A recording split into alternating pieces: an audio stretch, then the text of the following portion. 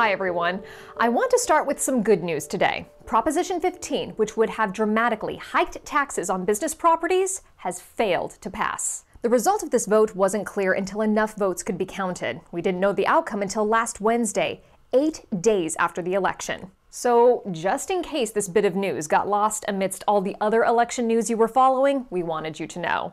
For the CRA, this outcome brings a sigh of relief. Even though most restaurants don't own the buildings they operate in, they do pay property taxes. In fact, it's often written right into their lease that property tax obligations are theirs to pay. So, as we've shared with you before, if this initiative had passed, it would have led to a significant increase in taxes for many small businesses. It would have been implemented through a frequent property tax reassessment. The property would then be taxed at its current market value rather than at its value at the time it was last purchased. We're grateful that voters saw the initiative's many flaws, and for the support of CRA members who participated in the activities in the No on 15 campaign. And not a moment too soon, restaurants are once again facing a new round of shutdowns.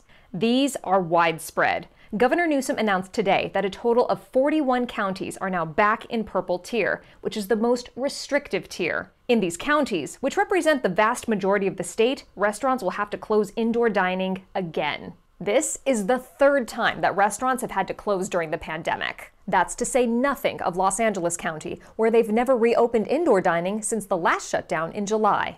But this isn't limited to California. In Oregon and New Mexico, officials shut down both indoor and outdoor dining last week. And in other parts of the country, cities are imposing restrictions ranging from capacity limits to curfews to all-out shutdowns of dining rooms. It's not hard to figure out what happens next. Many restaurants will have to go out of business. But the worst part of that is we're not sure it makes sense even from a public health perspective. Public health experts tracing the spread of the virus say the problem today is private household social gatherings. And looking ahead, the holidays will bring more of that. So we can't help but think that restaurants are bearing the brunt of the pain for behavior that's not connected to them. The CRA continues pushing back on these closures, and we are aggressively advocating for a pathway to reopen indoor dining. We are also continuing to push for a reimbursement of costs. The costs of false reopening and the cost of government fees restaurants are having to pay, even while closed. I'm Sabrina. Thank you for watching.